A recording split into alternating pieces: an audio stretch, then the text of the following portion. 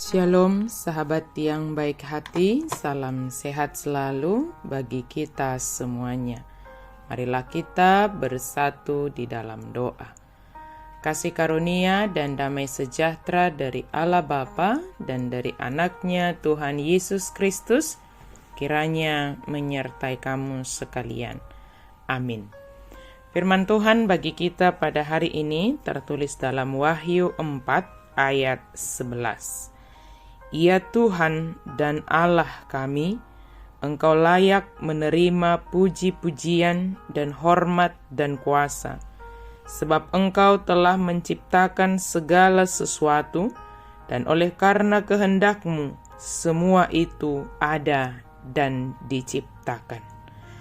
Ali Tuhan debata nami, natama doho majalo hasangapon, dohot hamuliaon, dohot haguguon, Aidito pahodo saluhutna, hinorhon nilomo nirohamdo, ubahen menjadi akai jala tartopa.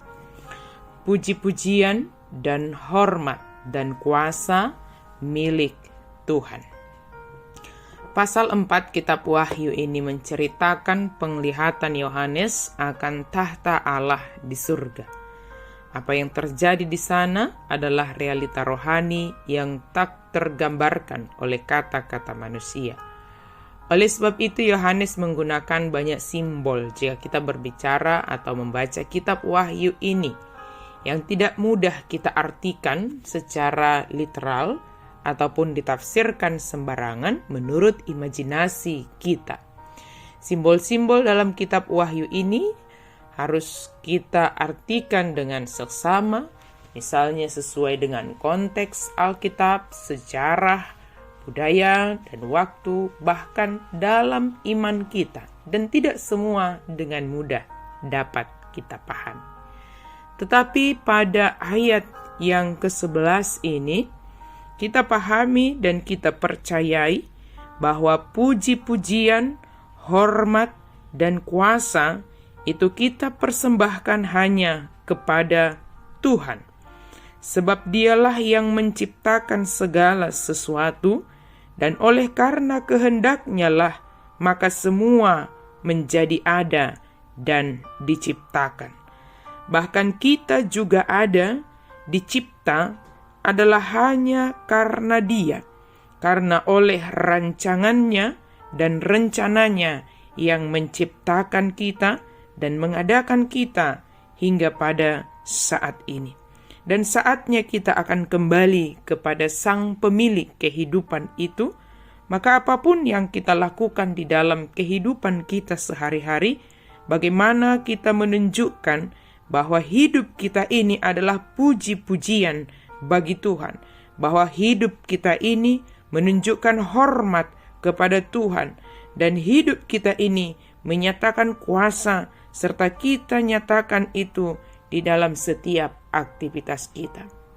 Sahabat yang baik hati, sehebat apapun kita adalah makhluk ciptaan Tuhan, yang kewajiban kita adalah memuji, mempersembahkan segala yang terbaik kepada Tuhan, memberikan puji-pujian, hormat, dan kuasa hanya kepada Allah saja. Sebab Dialah yang menjadikan kita, Dialah yang layak menerima segala puji-pujian, hormat, dan kuasa. Ketika godaan itu untuk menerima puji-pujian, menerima hormat, menerima kuasa datang kepada kita, ingatlah kembali bahwa puji-pujian dan hormat dan kuasa hanyalah milik Tuhan semata. Selagi kita masih memiliki kesempatan, nyatakanlah itu kepada Allah yang maha baik, yang telah menciptakan kita, yang menuntun kita dalam setiap langkah kita. Amin, mari kita berdoa.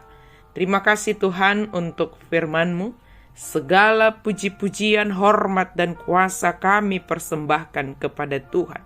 Biarlah hidup kami ini berkenan kepada-Mu ya Tuhan. Dan hingga saatnya nanti tiba, ketika kami berada di dalam tempat yang telah Engkau sediakan bagi kami, maka segala puji-pujian itu senantiasa ada pada kami dan kami persembahkan kepada Tuhan. Di dalam nama Yesus kami berdoa dan bersyukur. Amin.